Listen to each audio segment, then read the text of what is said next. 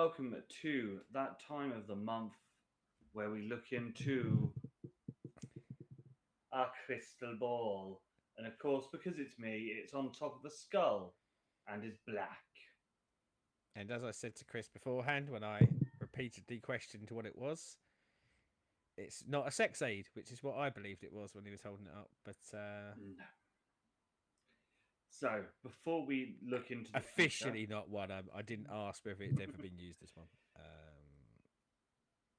no, that's a little bit big. Whatever people do with their crystal balls is entirely up to them. So, before we look into the future, into October, shall we get in our corners? Yes, please. And we're in the corner. I was gonna say we're out of the corner. No, that's not the point, is it? We're in the corner. Exactly. What's been going on in your dank, musty corner? So, reading wise, I've just been carrying on with some of the stuff I was talking about before with the manga crossovers and finishing off the Joker run, which I The spoke about. DC mangas, isn't it? Yes. And again, I can't remember when these were released. But it was quite I think we did it on a news bit at some point, didn't we? Quite a to Yeah. do that it was being added to the DC Ultra or Infinite if you use Infinite app. Yes. But as it is that time of the year and the school hollybobs, I have had the boy. So The instead of boy. reading corner, it's cinema corner for me. As I took the boy to see two comic adjacent films this Ooh. week. First, we went to see the Teenage Mutant Ninja Turtles Mutant Mayhem. Do you know what? I remember seeing the trailers and then I kind of lost track of it and I'd forgotten that it was actually out. And I say that like I have seen TMNT sort of merchandise everywhere, and I got a Mm. pizza last week, and it came in a Teenage Mutant Ninja Turtle box, so I knew it was on the radar, but I hadn't. I'll be honest, I hadn't realised it had actually dropped yet. I think it came out last weekend, so it is new. Um, Woo! for a modern interpretation of Turtles, I really enjoyed it. The boy really enjoyed it. You will definitely vibe with the soundtrack because it is Ooh, full of 90s hip hop.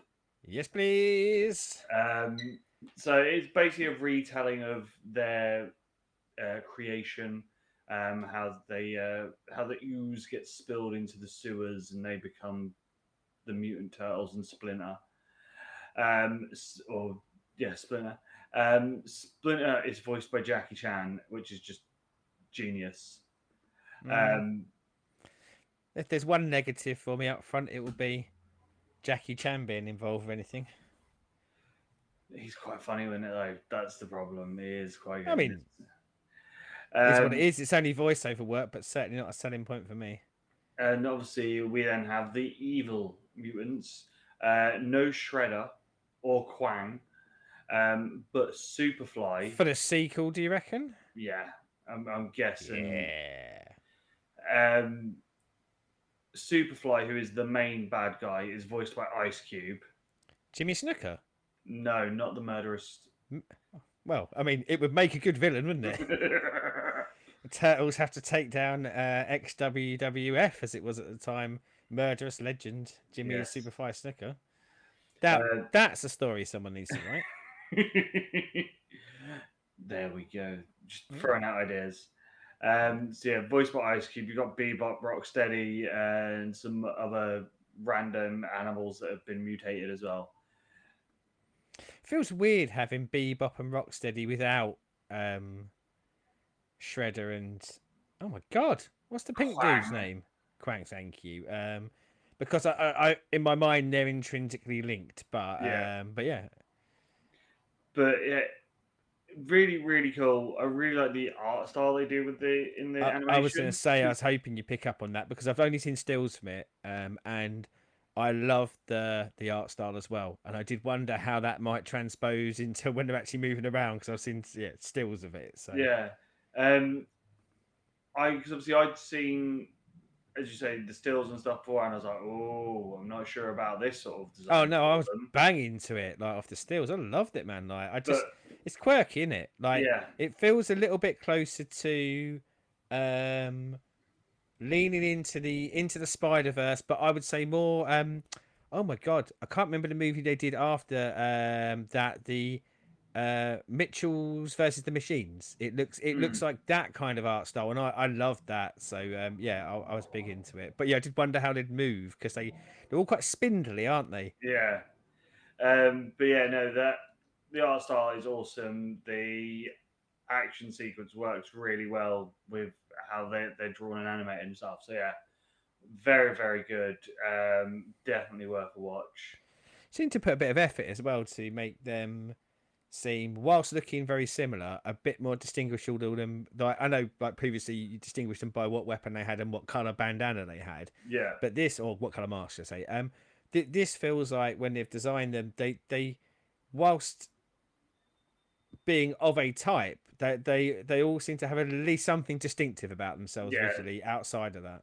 yeah. They all they're not four of the same turtle, just with as you say different coloured bandanas and weapons like the Yeah. old school ones were.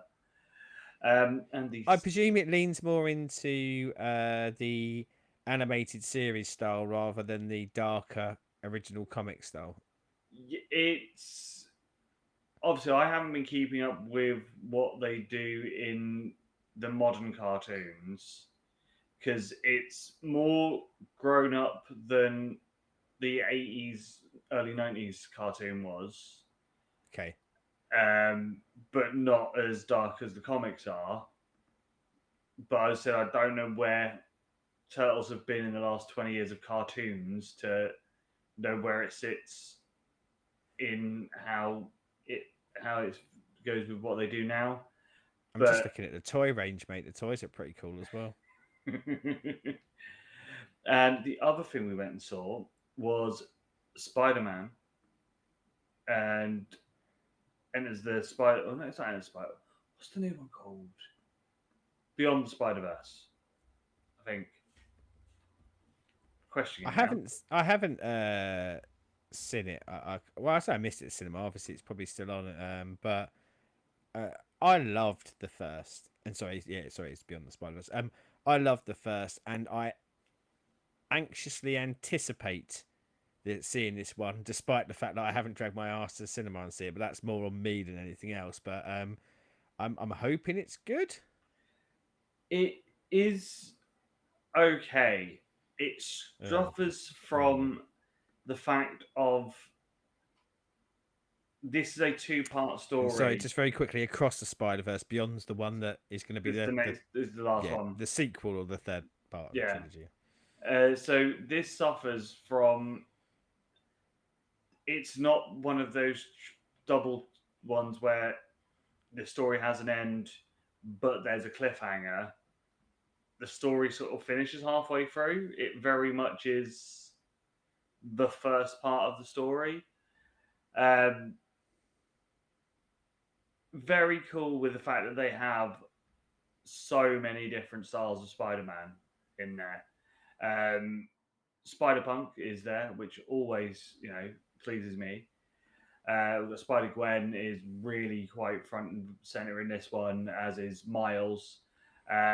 Peter's still there from the last Into the Spider Verse, but the big guy that they introduced and is very important in the story is Spider Man 2099. Miguel O'Hara, if I remember Exactly. rightly, Yes. from that their comic books. So yeah, so he has a very important thing in there. It basically they are all of these Spider Men have their own timelines and their own things, and they have to not affect the others' realities and universes because it can break canon. And certain events are they have to happen, i.e., there has to be the family member die, i.e., Uncle Ben. There has to Makes great be rice. He does. There has to be law enforcement person has to die in everyone's thing. There has to be that sort of choice between the many or the few. Um, to Yeah, that kind of every man hero's journey thing. Great power, great responsibility, but yeah, having to have very kind of tragic bits to really reinforce that. The Spider-Man way, isn't it? exactly. And Miles affects Spider-Man India and his moment of you know the masses or the family relation, and you see the where the sort of story goes from there into, oh look, you've broken the canon, you've broken the things that have to happen for each of these Spider-Men. Yeah, so as I said, it is a really, really good film. It's long, it's like 2.5 hours long, and it doesn't have a payoff at the end, which I knew going in that the second part of this, and it probably wasn't gonna have a complete full blown ending to it. Will didn't, and Will was very much like, "What the fuck? I don't get it." And seeing the fact the target audience is kids for this, I think that doesn't help it and doesn't work.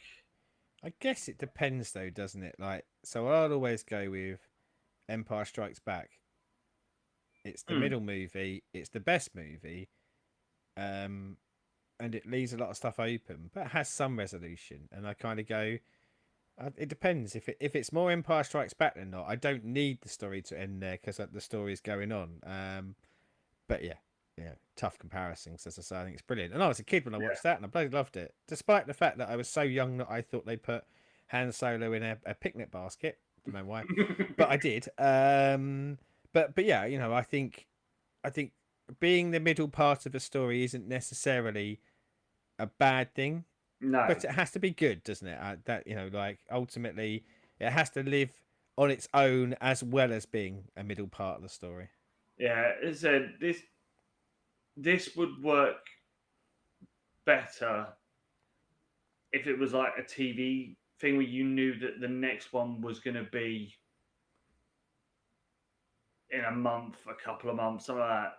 The fact that the next film's going to be at least, I mean, it's just been put back. It's like another 2 years. Yeah, the writer strike obviously's impacted Yeah, probably the where they wanted to go and probably the frequency that they wanted to release it.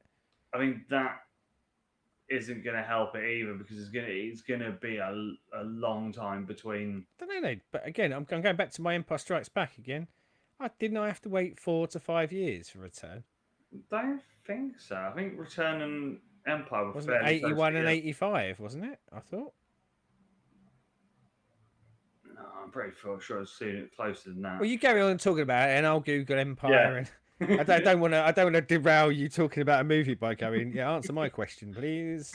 But yeah, no, the art style again is really really cool in this. Very much similar to Into the Spider Verse.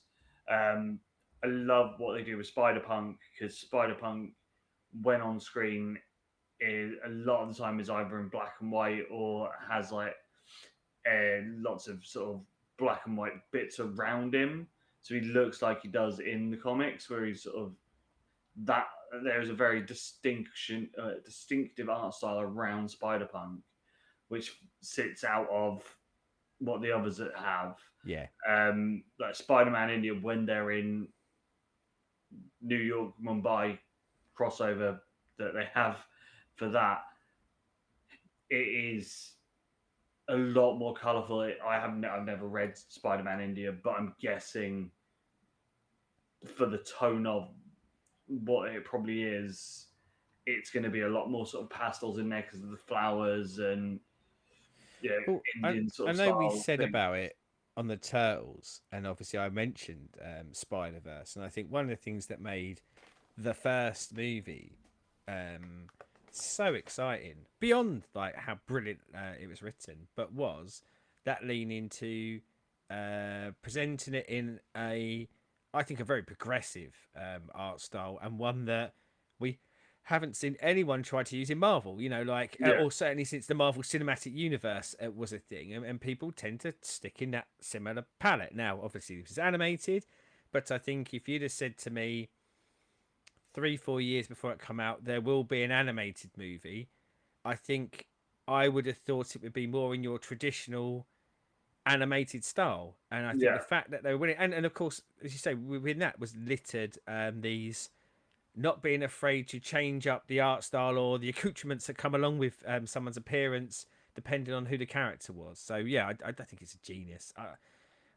I can only imagine what it must be like. I know how excited I am watching it as an adult. I can only imagine what this must be like as a kid watching mm. those sort of things happen on the screen. Yeah. The one disappointment Will had as well was there was no Spider Ham, which because he was Was like, there? where's Did we Spider get any Ham? Spider-Man? Did we get any Spider-Man noir? No, there was no Damn Noir it! either. Damn Which it!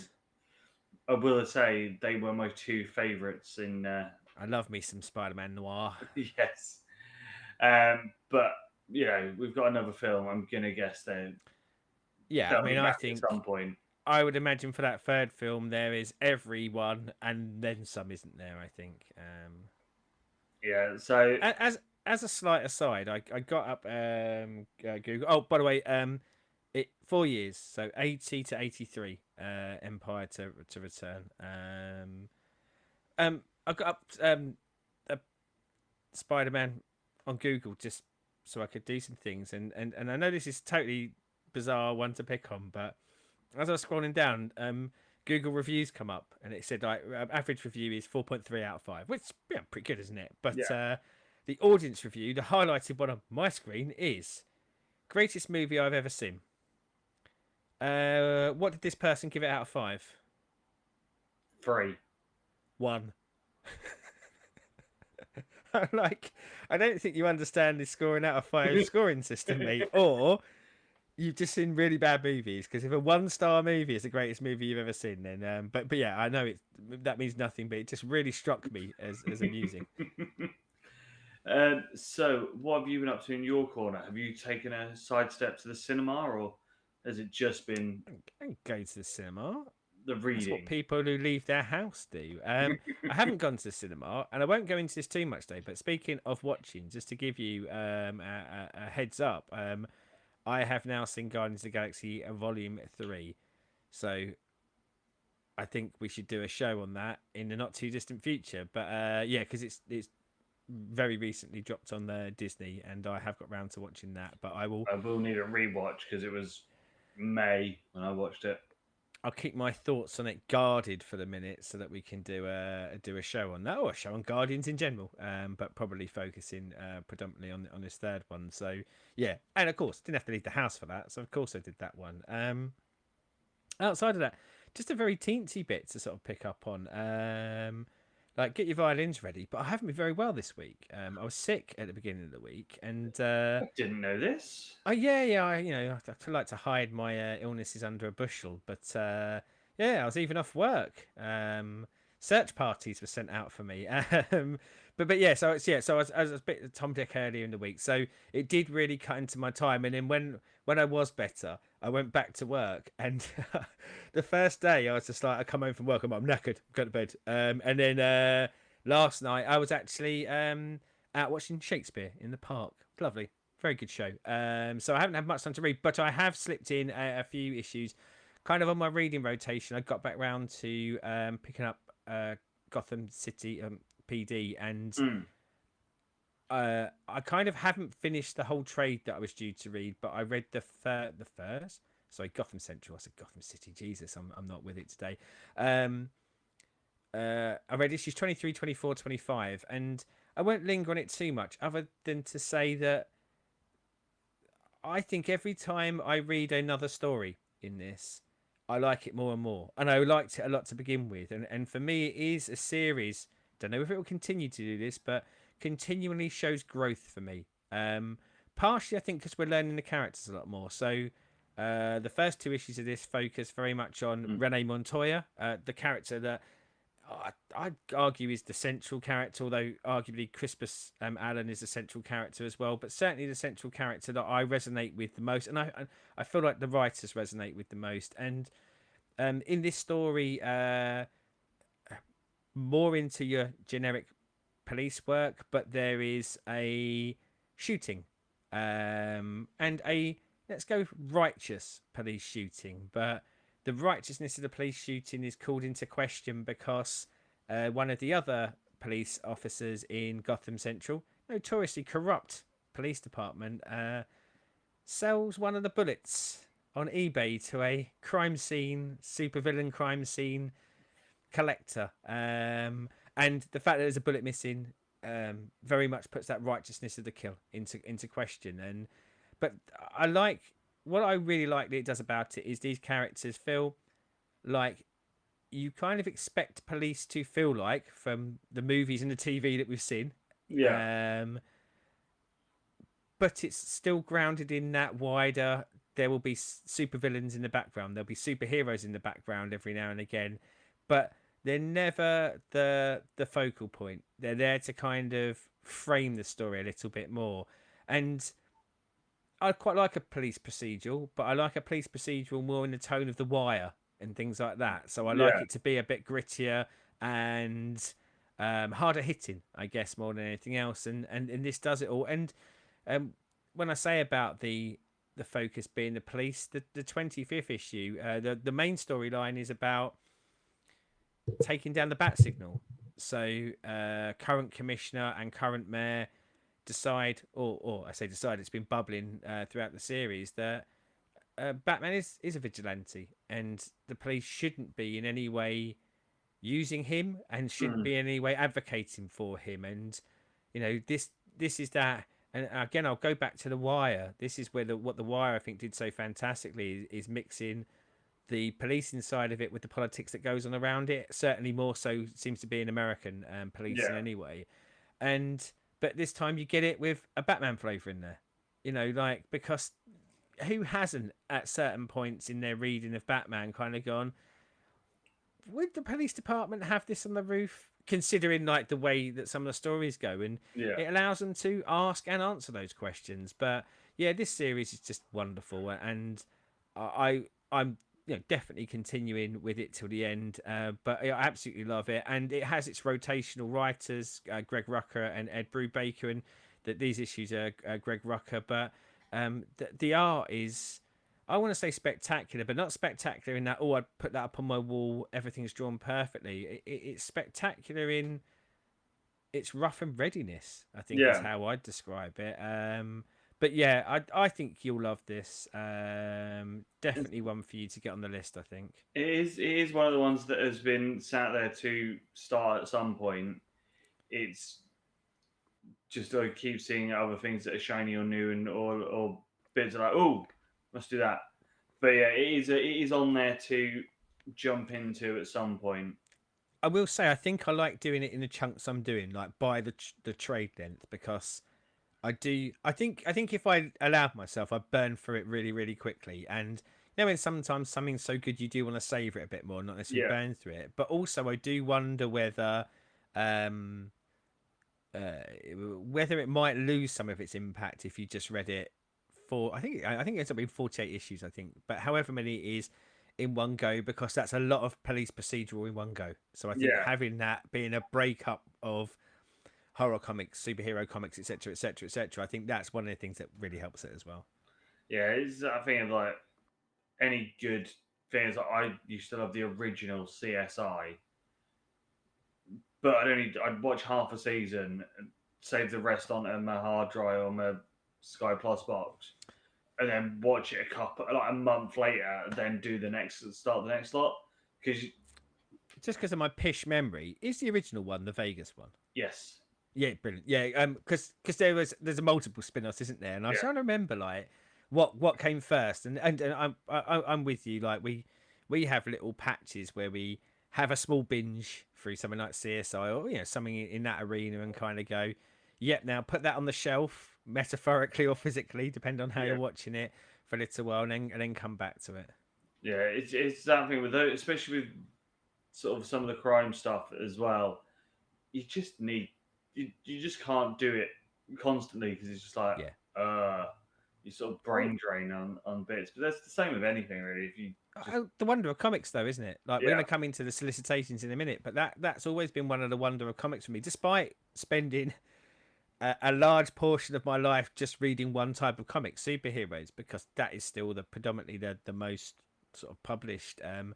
But that's the really great thing about it is that you look through it and you go, there are comics of every genre, and I think some of the genres that are less represented actually really benefit from that because they tend to only really maybe get tapped into when a writer has a really special story to tell yeah or certainly a very good story if not special and TV much the same, but I think sometimes with TV uh there's such an audience now, isn't there, like around the world with streaming, etc., that there is so much made that I think that's harder to maybe sustain some of the quality that some of the comic genres do. yes. So it is time to gaze upon the crystal ball and ask it, what will October bring us? What will we be doing in October? Well, shall we touch the elephant in the room before we go into publishers? Because we spoke about it offline beforehand. One special little boy on the show is a little bit disappointed by the lack of Halloween fare that there seems to be in Yes, this month's solicitations. yes. Obviously, we got a little bit last month with a few sprinklings of some sort of horror-ish based stuff that was starting to do the rounds, and I was like, "Oh, October! What joys will it bring?" And I will say that I am slightly disappointed in the lack of character-related horrorness this year. The Um, only thing I wonder, and I did say this slightly before we went online, but I hadn't even thought to look, is that um, first week of November is the same week as Halloween, isn't it? let me just pull up Yeah, my because I'm wondering whether that's it, calendar. of almost going like when we hit the November ones, that first week in November is going to have a plethora of Halloween ones. Maybe, I don't know. So Halloween falls on a Tuesday. Obviously, comic book days are Wednesday. So the 1st of November would be Yeah, so I wonder whether they might very sneak into, close. yeah, I wonder whether it might sneak into that. But yeah, We will wait and see next yeah, month. But just as trying to is, give you something excited to look for next month now, to get your 85-page, 3.5-page stories per story Halloween compendium bollocks that will be bollocks. that is just feed it into me. Yeah, Uh, yeah. so we will start as we usually do with Marvel. Marvel. I've got more than you, so shall I go first? Yes. Um, so the big one for me for Marvel, and unfortunately, spoilers. I know it's not the big one for you. Is Gods. Um, very pumped for this. Shares a little bit of similarity for something else I'm pumped for this month as well. But this is the new Jonathan Hickman Marvel project. Jonathan Hickman is a wonderful writer, has done no wrong for me. Everything I've read, I have loved. In most recent time, reinvented the X universe, and this, from what I can gather from the solicits and stuff I've read beforehand, this is very much him playing in the kind of a cold, dark side of a magic side of Marvel, but probably more importantly, also the cosmic side as well. So I think Mm. it's kind of bringing that kind of deities or gods concepts under sort of one banner. And I don't know what's due to come out of this. I don't know whether this is a lead in for series, etc. Because with House of X and Powers of 10, it was a bit more clear. But Jonathan Hickman, you put him in any super, well, you put him in any comic book, but you put him in any superhero universe and go, There's a corner. You go and do what you want. I've never known him not to create absolute magic, so I cannot wait for this to drop. Yeah, it's one of those. I think because it is what it says in the solicit is very vague. It's one of those. Of I will probably read the first issue when it goes up on the app just to have a gander of it. But it Yeah, wasn't one that I was like, oh fuck me, what? As you say, it is Jonathan Hickman, so there is that expected level of quality there. But yeah, so it just didn't really. There was nothing in what it in the solicit about it that really sort of made me go, "Oh, I think it was a kind of a mysterious one. So even for someone who reads more Marvel or has read more Marvel over the years, mm, other than the mention of Doctor Strange, pretty much everything else in there is new. Like every kind of word is kind of and leading you to kind of going, he's playing with new toys, and it even sort of says in the solicit, Doctor Strange is the most boring thing about this, and we're not saying Doctor Strange is boring. So I think it is that you are going to be introduced to a load of new concepts that hopefully become concepts that are used in Marvel for years, yeah, but also maybe not. But in Hickman, I trust. yes." So my first one for Marvel is Ultimate Universe. Yeah, the Um, twofer, the Jonathan Hickman double. yes. So after the world-shaking conclusion of Ultimate Invasion, new teams of heroes band together to save the future. Is this going to be their new Avengers that comes out of this? Is a sort of a secondary? So you've got two team things going on together, and you can use like completely different people. It said it had Jonathan Hickman in it, so in sort of as you say, there's that expected level of quality there, and as I said, it is a completely new team It's a new universe in a new more than a universe. team. Yeah, Yeah.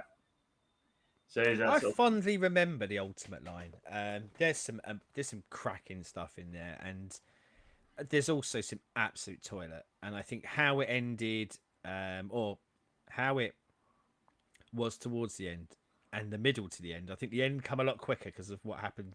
What was I think supposed to be the middle leaves a bitter taste. And I do think I want to kind of go back and have a reread. I want to go back and read Ultimate Spider-Man again. I want to go back and reread the Ultimates. Certainly the first couple of volumes of the Ultimates under Mark Miller, I thought was fantastic. Ultimate X-Men. I think the idea at the time was like again ultimately it was all new characters or new versions of old characters, younger yeah, versions of old characters in their own world, not tied to the continuity you had before, allowed them to do some brave and bold things, and probably created something that in theory could have been introduced to a whole new audience. But I think what actually happened is the same audience went, oh, let's see these things we like in a shiny new way. yeah, But there's some great stuff in there. And I like the idea of maybe going back to the well. And I'm interested in Jonathan Hickman taking it back to the world because, as I say, I think he's at his best when people say, have a whole chunk of something, yeah, and you come up with the concepts, and if you're not writing everything, get the creative teams in that you want. Now, I mean, strangely, looking at kind of what happened with X-Men and the fact that he went before his time, or certainly I feel before his time in the X-Men universe like maybe it doesn't always work with bringing the other creative teams on, but I'm very interested to see what they do at the back of this. I imagine we're getting an Ultimate Spider-Man. I reckon we're getting an Ultimate X-Men of some sort. I reckon we're getting an Ultimate Avengers or four, the Ultimates because yeah, they're the big kind of characters that they used last time. But yeah, this one shot I think will give us an idea of what's to come. But at the very least, I mean, we said it about the limited series that comes before this. They're definite reads for me, and I'm hoping that they introduce concepts, or I'm hoping they sell me on wanting to see what happens next, and yeah, wipes away the horrible things that Jeff Loeb did to the Ultimate Universe. Absolutely gross. So what else is on your list? Captain Marvel, number one. It's on my list. I'm going to be honest. I don't think I'll read it in October because I've got the whole run of the last Captain Marvel to get through first. Yeah. But I don't know. I want some Captain Marvel in my life. I looked at the art style on it and I thought this looks quite good. I haven't read much from Alyssa Wong, but I've read good things about Alyssa Wong's writing. So Yeah. it will probably be it's definitely one that I'm going to read, although I possibly won't read it in October because I don't think I'll get I don't think I'll get close to having read Captain Marvel, the current series by then. And I do flit around to a degree, but I am a bit of a chronological reader. I don't Mm. like to read a run when I know I want to read the run from the creative team before. But yeah, definitely jumped out at me. Yeah, I did see that as a subset of Captain Marvels that are out at the same sort of time. Yeah, yeah. Which Yeah, I can't remember what they were called, but yes, there is some like a wider story or a limited series or something, isn't yeah, there? which makes sense with the fact of the Marvels coming out in November.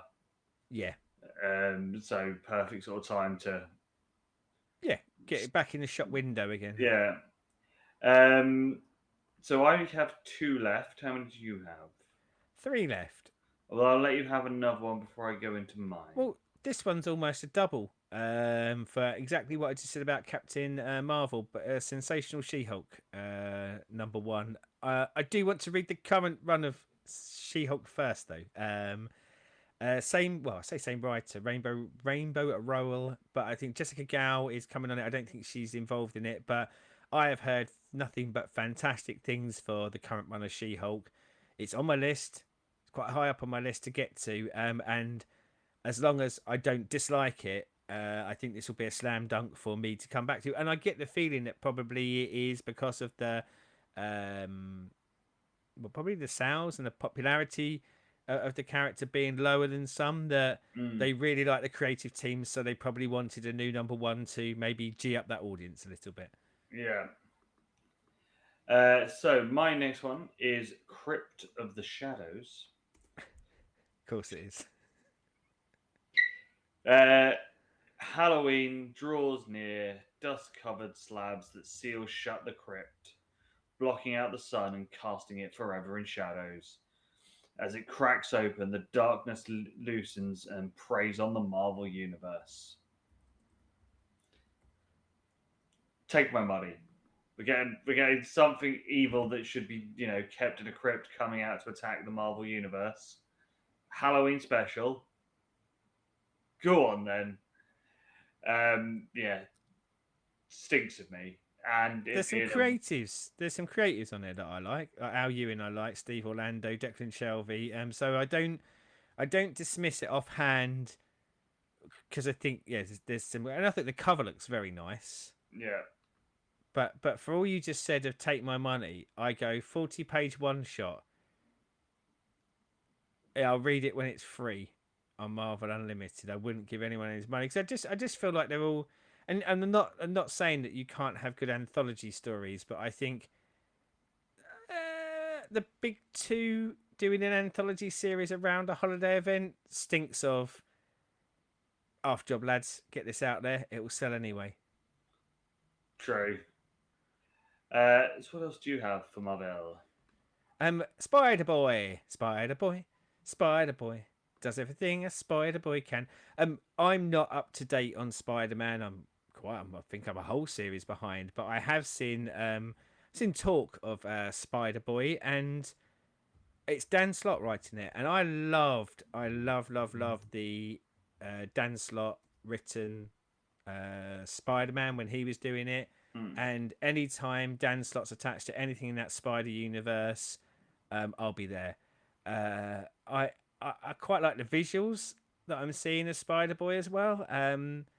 Reminds me quite a lot of Impulse, who was a legacy character of the Flash that was introduced when I was reading the Flash along when Wally West was I don't know. It just looks like it could be pretty good fun and pretty cool. And yeah, Mm. yeah, Dan Slott does some of the well, for me, in modern times, some of the best Spider Universe work that there is. So yes, please.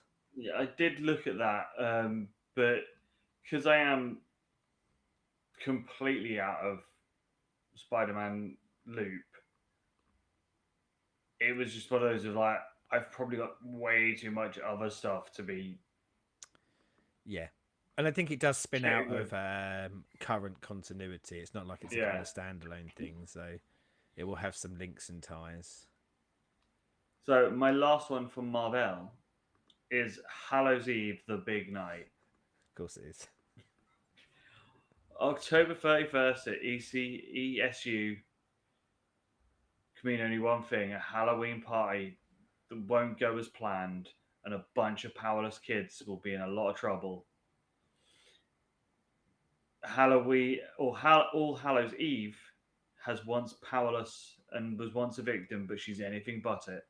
But her magical mask gives her ability to help. But is Eve a hero, or is she? All right, again,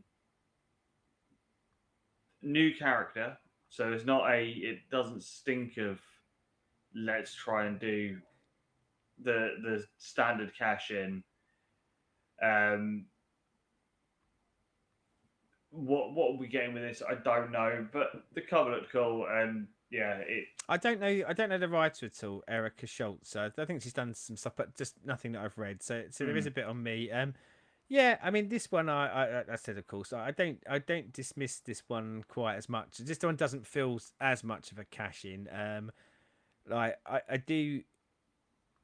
It just smacked me of once and done though. Never to be seen again. But hopefully, it's a really good story, and it is a character that will be seen again. But yeah, it not one that jumps out at me. I'll be honest. it is that thing of like Marvel don't have a great deal of horror comics Dude, they've got Man Thing. that. He's a man and a thing. But at the minute, if you think a lot of like the horror based stuff is off licensed things like Alien, Predator, yeah, that's where they sort of get their. Big Two don't tend to though, do they? Big Two don't tend. They don't. Mm, Their money's superheroes. Like that's where they make their cashola. You go to yeah. the indies for your horror stuff. So yeah, it's just one of those. If they're playing in that world, that could be quite interesting. If this is going to be the start of something. I mean, I hope for Erica Schultz's sake, and I hope for your sake, but I predict never to be seen again. Not the start of something. Mm. So, what is your last Marvel? And to go back to the well, this has very much been a month in Marvel of having some very similar things. The Superior Spider-Man Returns, #1. Again, written by Dan Slott. But when I said about how much I loved Dan Slott's Spider-Man run, the part of it I loved the most was the Superior Spider-Man part. And it's a one-shot. So go back to stuff I've said in cash-ins. This has the hallmarks of one-shots and cash-ins, but it's a sort of one-shot and cash-in I want to be involved with because it's a 10-year anniversary of Superior Spider-Man. They're going to come back, tell another story, possibly stories. I imagine there'll be some shorter bits in here as well. But yeah, almost honouring something that I think is absolutely fantastic. So get in my belly. I'd like some more of this, please. Yes. Anything else for Marvel?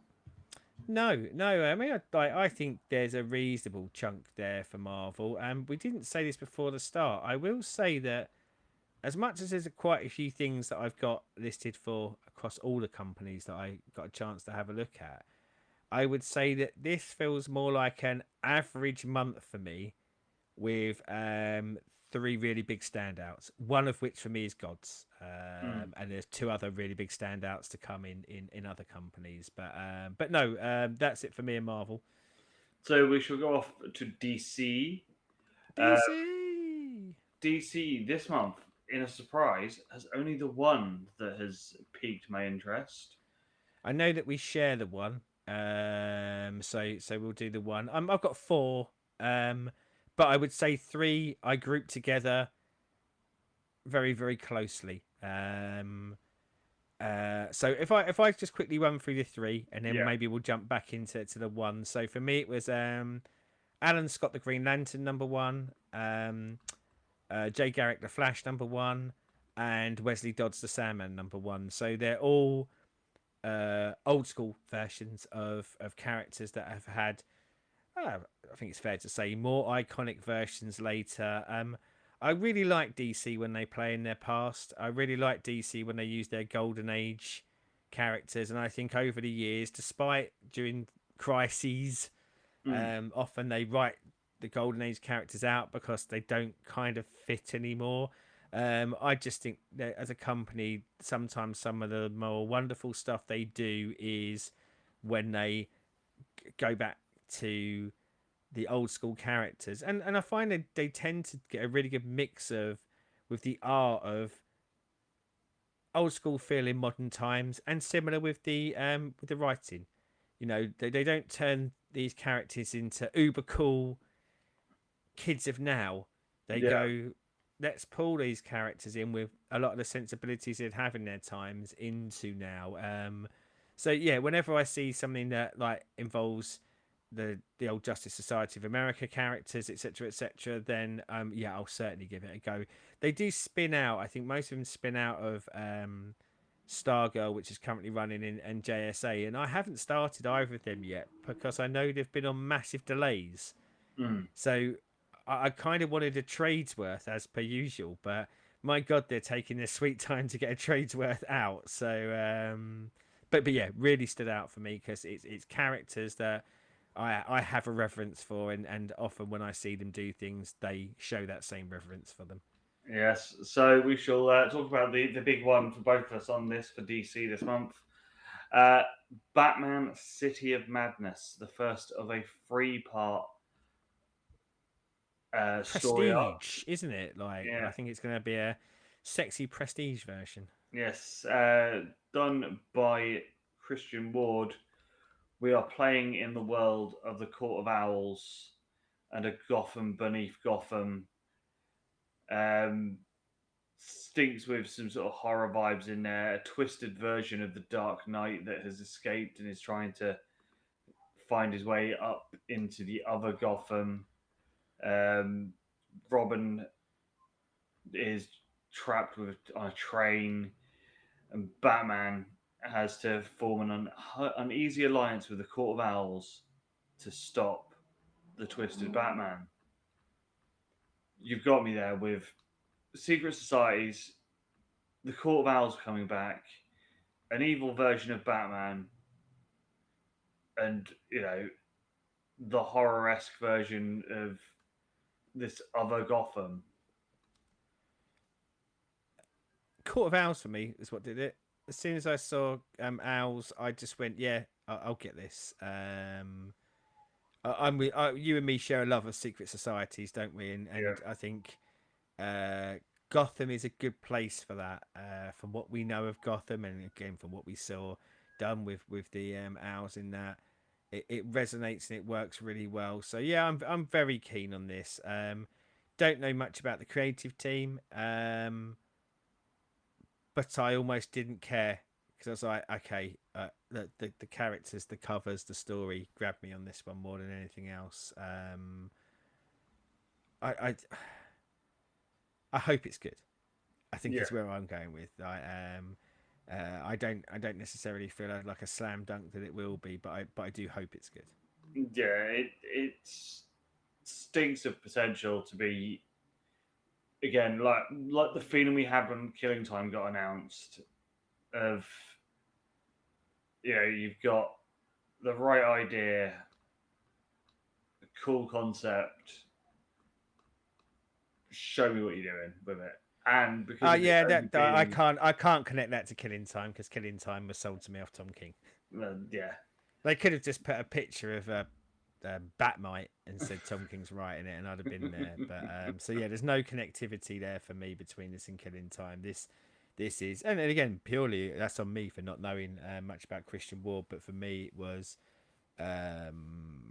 Anytime, I think anytime there's a project that has the Court of Owls in, I'll come along. I love the idea of it, and I want to see it played with more. There was one that was close for me. To give DC its credit, Amazons, sorry, not Amazon Yeah. attacks. That Prime van's going up and down the road right now, attacking people. It was close because it read very much like it's going to have like intrinsically linked to probably what Tom King's going to be doing on Wonder Woman, but it was only close for me because I kind of in Tom King I trust, but I'm not signing up for necessarily spin-offs of that by other creative teams until I think I've started to read it and got a vibe. But Yeah. yeah, it ran quite close, and I'll be honest, a lot of the characters in it that they were featuring have kind of been added to the Amazonian pantheon in a bit of gap of time that I haven't been reading it, so Yeah. they're new to me. So there wasn't kind of that draw from that. But yeah, it was in consideration. Yeah. So we shall go off to the indies Oh, now. before we go Oh, off, there was oh. one thing that surprised me because Yes. I thought you'd pick this, and I'm really surprised you didn't. Now, I was semi tempted to pick it because of my absolute love for one of the characters, but I was quite surprised that you didn't pick Justice League versus Godzilla versus Kong. With I sort of read the thing on that, and I was just like, I wasn't sure. It's it is one that could work, but as I said, the solicit didn't sell me enough on it to sort of go, oh my, with it for that. And I think the cover art as well. None of the cover art was like blow me away. Yeah. I mean, I worship Godzilla. I love Godzilla movies, apart from the '90s Abomination. But I adore Godzilla, and you know, I kind of went, oh, if this was just a Godzilla comic made by DC, and I know there are Godzilla comics made by other companies, but I think it would have been a slam dunk on my list. Mm. But yeah, I don't know. It could be great, but I don't really like integrating other franchises into my superhero franchises, See, except for when it's Predator versus Wolverine. yeah. The thing with that, I think if it would have been just Kong or just Godzilla, but and not do it as like the whole of the Justice League against the two, it just seemed a lot in sort of that where in theory Superman on his own should be able to handle it. Yeah, well, hey, what, Godzilla. Does Godzilla have kryptonite? Godzilla's got nuclear breath. The thing that again works against it is Godzilla versus Kong is fucking shite as well. Yeah, Pardon my French, but so adding the Kong bit into it actually detracted from it as a product for me. yeah, And not that I have any animosity towards Kong, other than Godzilla versus Kong, not very good, and Kong Skull Island, one of the few films in the last, I'd say, 20 years that I almost walked out the cinema because it was so bad. and that says a lot. So we shall go off to the Indies, and we will start an image. Indie. So Um, for me, you know, I said there's three absolute god tier releases this month. Well, Image Comics brings the boom with the number one for me, and that is Transformers number one. I did see that, and I did think that that would definitely be one of the ones that you would go for. If you've not got Transformers number one, I No, might have to stop the show and bin you off. I might have to. Where's the so button that gets rid of you? I so can't know where it is.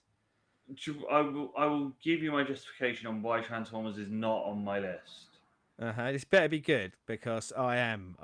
If there really was a button, I've got my finger over it to destroy you from this stream.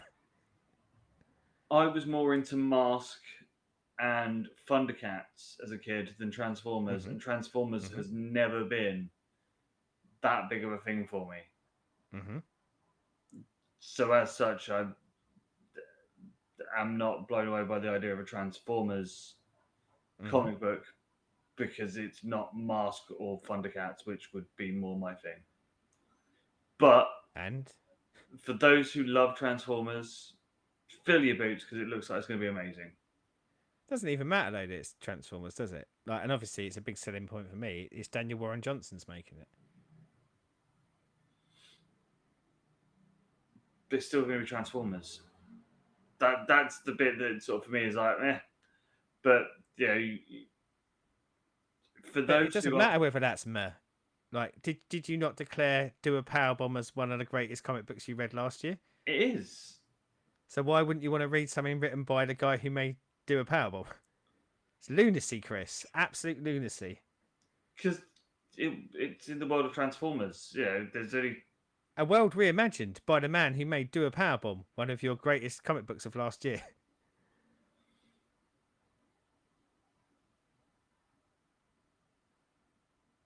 But it's Transformers. Well, if there really was a button, I tell you now, I'd have binned you off for that. That is some of the strangest thought processes. And you've had some strange thought processes, but that's some of the strangest ones I've ever heard out of you. But yeah, looks bloody amazing. It's Transformers. A creative team. Say that he does have people coming on board to that ink and things like that. But a creative team in the one limited series I've read, but I have looked at snippets of other stuff that he's done.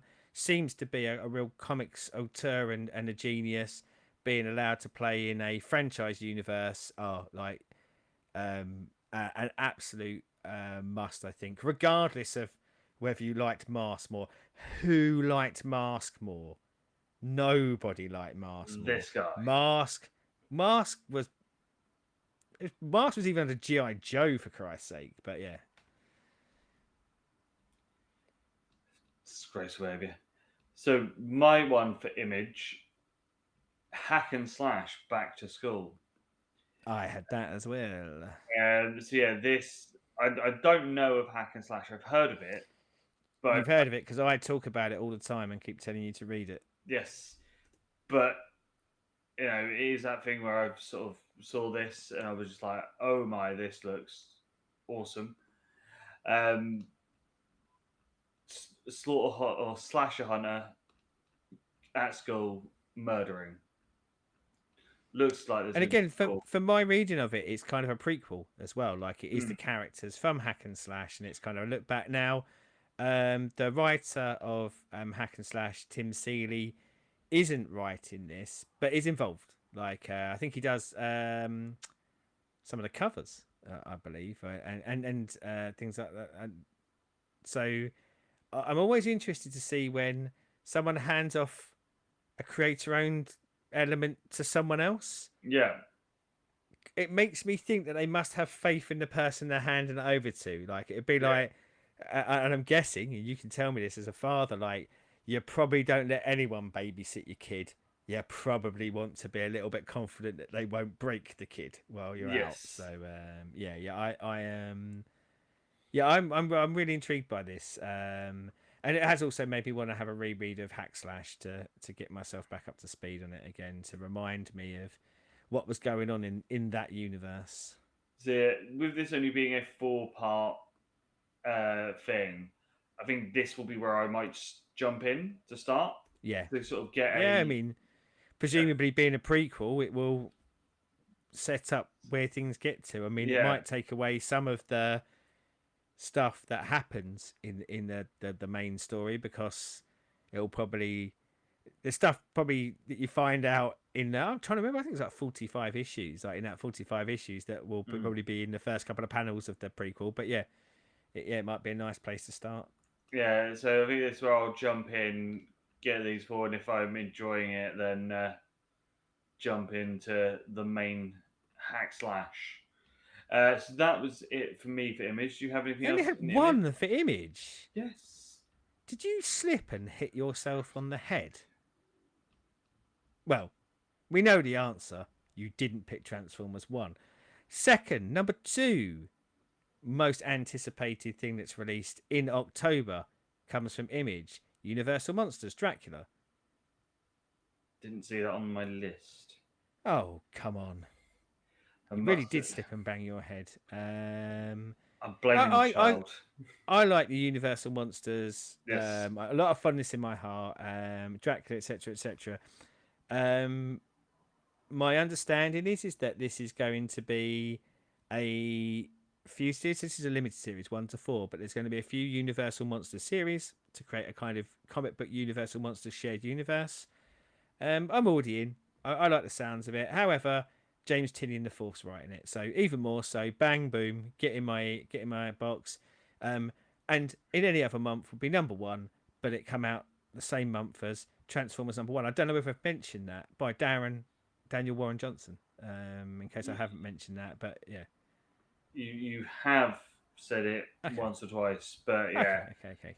So yeah, I genuinely didn't see the Dracula one, and that stinks of me. And yeah, Dracula. because Yeah, I I fucking feel love me like some old school well, and Universal I feel like as monsters. much as we've seen like with a lot of the James Tinian stuff that we've read, and I know I've read some stuff that you haven't, is that as much as the way that he presents his stories, I mean, like, it's got a lovely horror lilt to him, hasn't he? Yeah. And but everything we've seen is quite moderny horror, and I'm quite interested to see him telling a Universal Monsters he kind of want. Is he going to bring it into a bit more of a modern horror lilt, or are we going to see him stretch the wings of more traditional old school Mm. horror style? Yeah, I can't wait to see what he comes up with. Yes, that's definitely one that if I'd have noticed it, I'd have been all over. It was near the bottom. It was just after Transformers. Don't know if I've mentioned it. Carrying on with Image, a haunted girl, number one, which is again a limited series, number one of four. Don't massively know the creative team, writers Ethan Sachs and Naomi Sachs. I'm going to guess married couple, might be brother and sister though, I guess, but it was more the solicitation that got it for me. Cleo, an adopted 16-year-old Japanese American whose depression drove her to near suicide, is trying unsuccessfully to reintegrate back into her old life, but her struggles are just beginning as she encounters an increasingly terrifying succession of ghosts. Is she losing her grip on reality, or is the explanation much worse? I like a series that plays with people's psychological mind states and horror because I think it gives you that really, when done well, gives you that really easy tension of back and forth of going, what is really happening? Is it happening in someone's mind? Are these things reality? You know, horror movies play in this world all the time. Yeah, a gamble because a creative team I don't know, but Mm.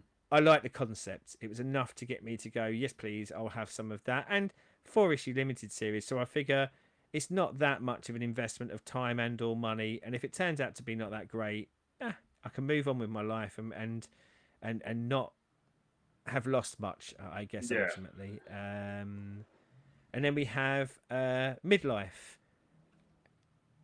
You'll understand why I'm interested in this one. Open brackets or how to be a hero at 50 close brackets. I love an open brackets close brackets. Number one, same writer who's writing Justice League versus Godzilla versus Kong. Don't know whether that's a good thing or a bad thing, but again, it was the story concept that got me. It's about a guy who's a 50-year-old firefighter who's been afraid of fire his whole life. However, an incident happens where he has to go into a fire and finds out that he's fireproof. And I'm guessing from that point, kind of will lead into him being a superhero or not a superhero, whatever it is, kind Yeah. of in that world. But it's a familiar concept, but told, I think, hopefully anyway, from the way it's done, for the kind of lilt of a more ordinary 50-year-old man. And for me, I kind of go, that could be a really interesting story to pan out. I think it's going to be an ongoing, but Mm. I guess with most of the Image ongoings, it goes on for as long generally as people have story that it's selling.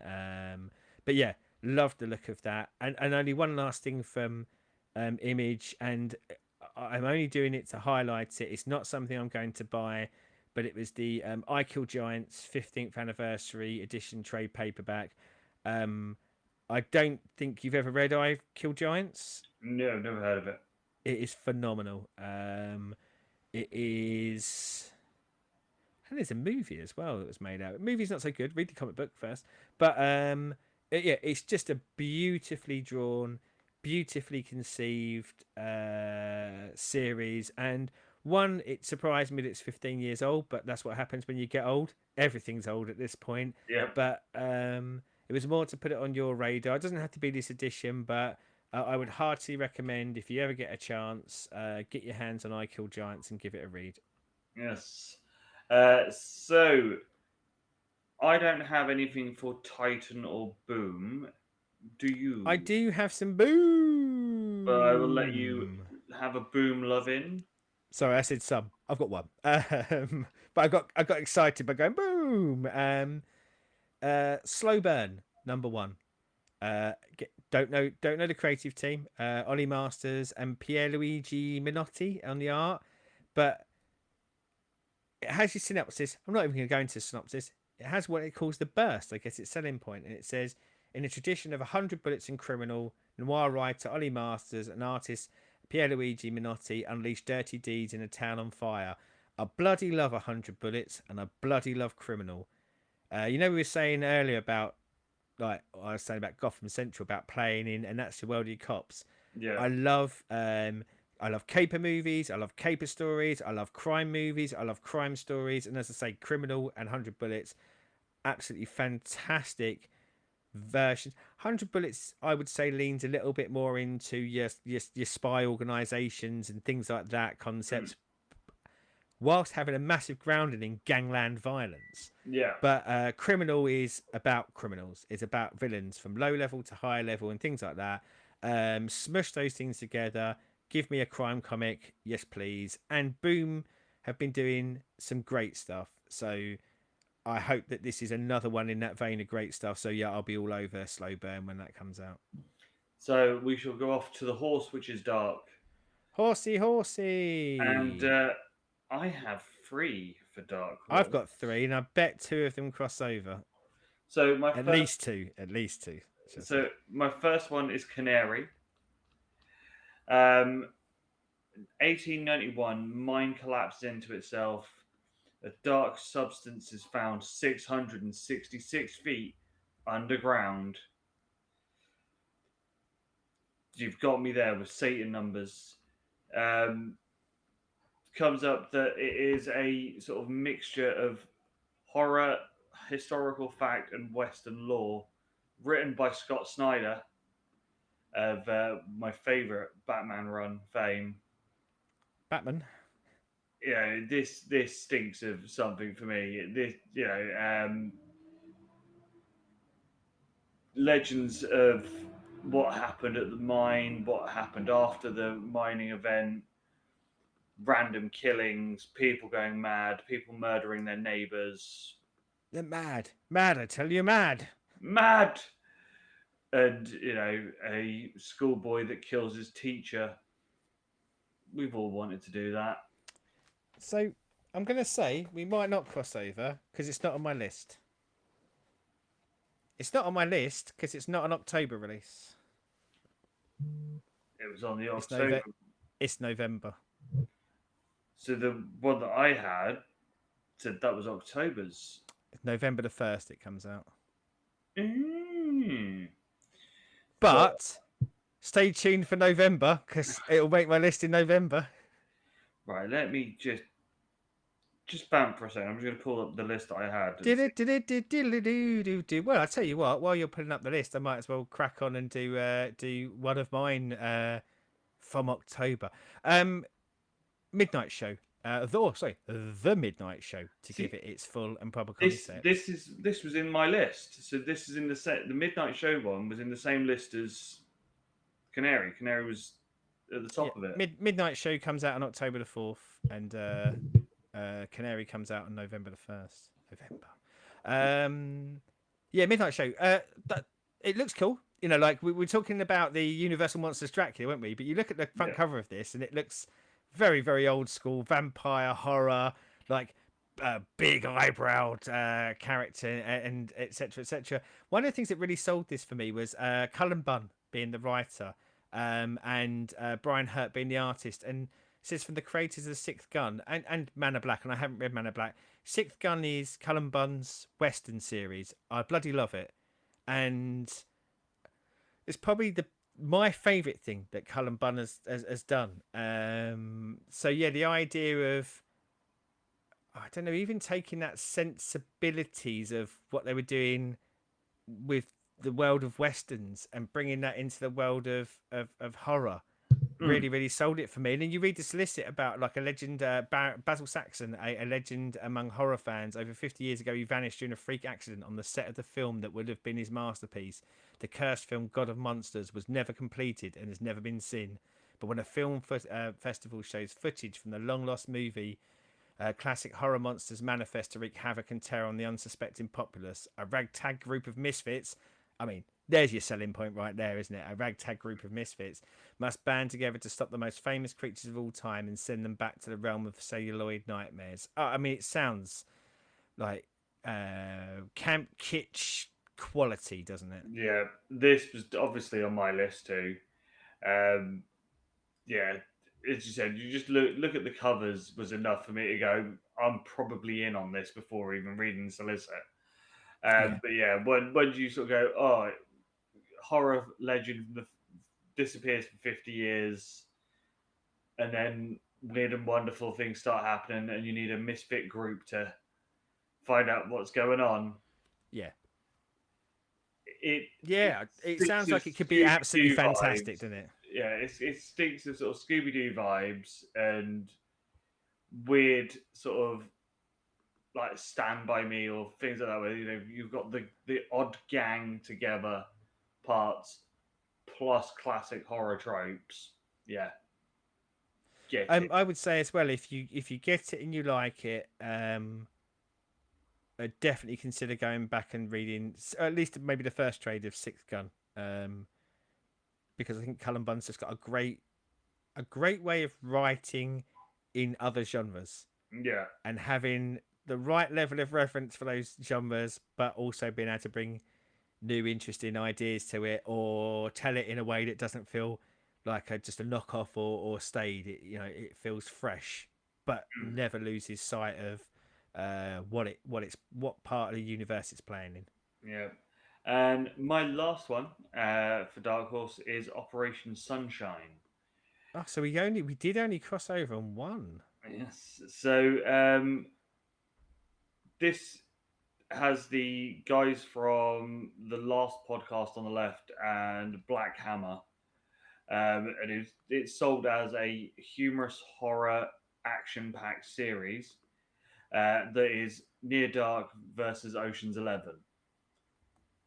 It doesn't really go massively into too much on there.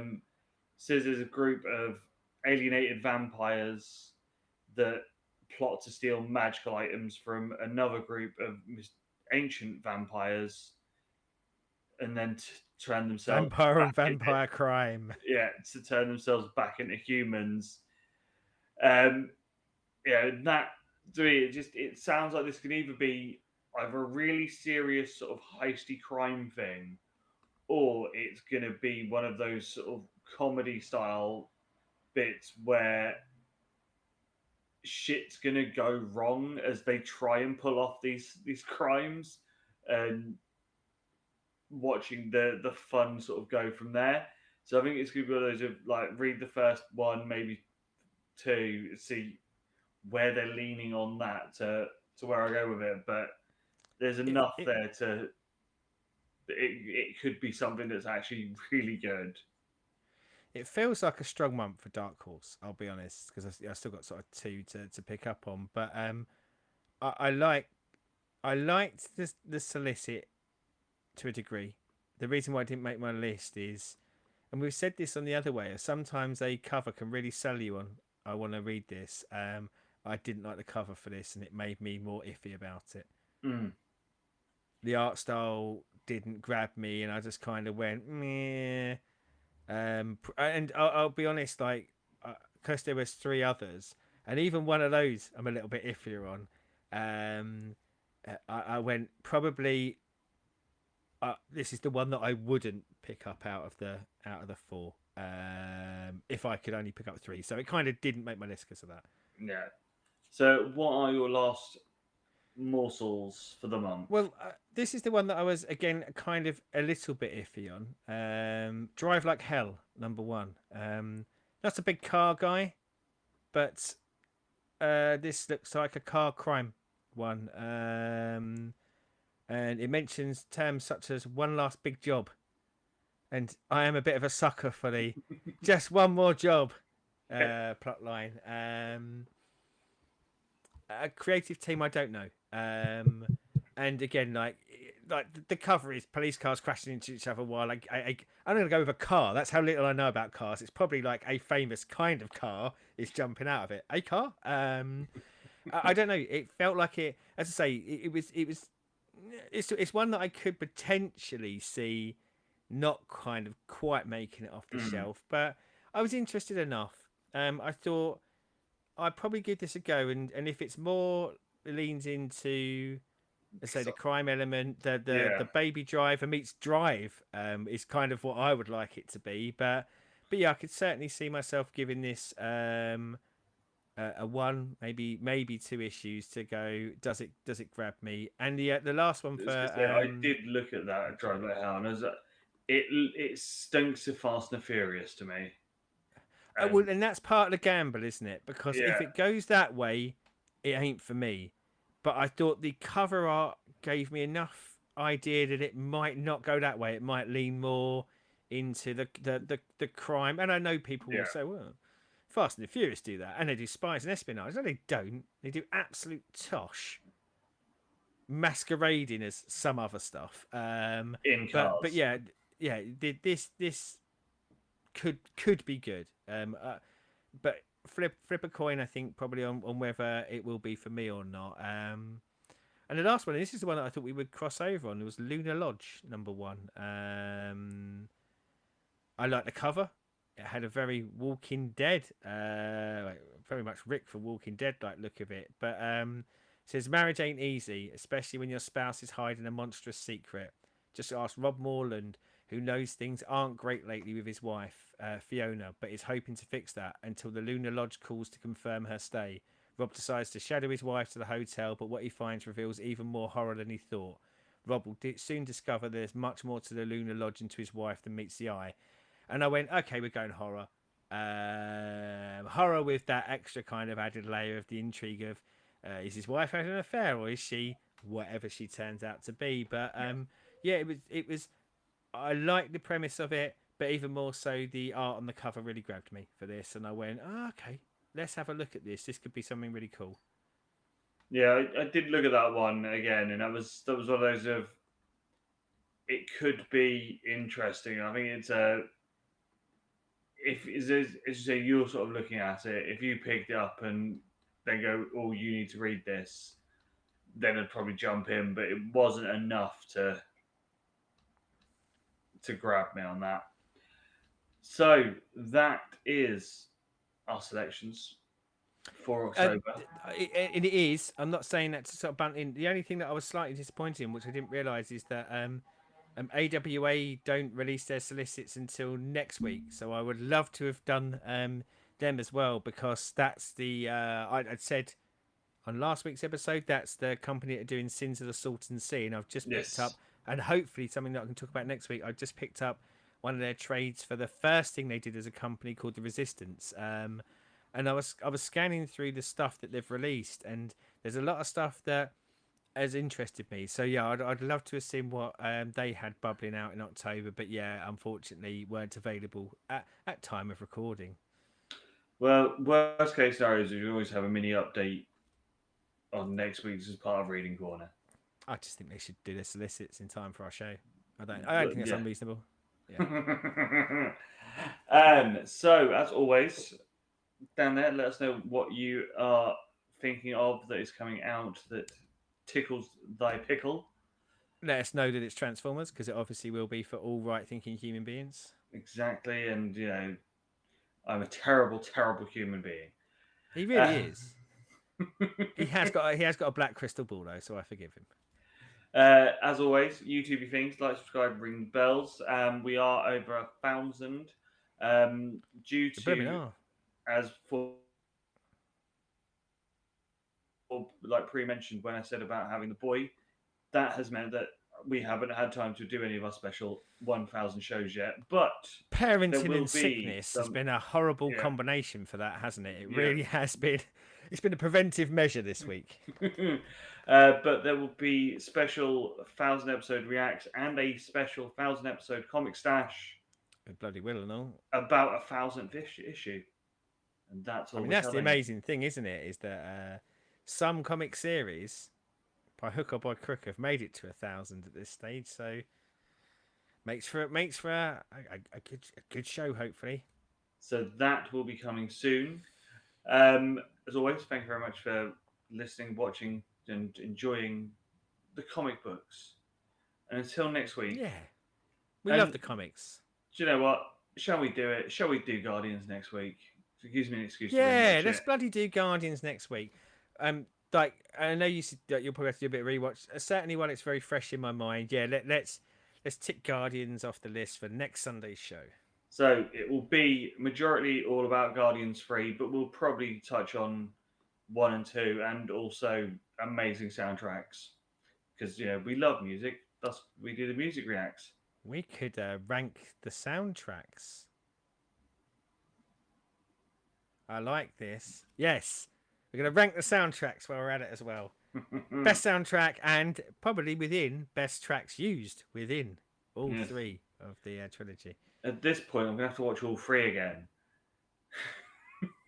Oh, That's like my it's not weekend. the worst. As I say, it's not the worst three movies to actually have to watch again, though, is it? No. So, Like if I as was saying to you, watch all of the Batman movies, including the Clooney and Val Kilmer ones, I could see you going, "Oh, you bastard!" But yeah, yes. So, you out there have homework too, to watch all 3 of them and then let us know. Because in the comments, yeah, when we put the show up next week, we'll want you to know which is the best soundtrack. And we'll probably put a poll up or something on the yeah, commentsy on the things. community or whatever. There Yeah, you yeah, go. yeah. So, until next week, and we are with Star Lord, Groot, Gamora, and Drax Drax, and Mantis and Rocket. and Cosmo Exactly. and that dude who took over from Yondu, whose name I can't ever remember. And until then, goodbye.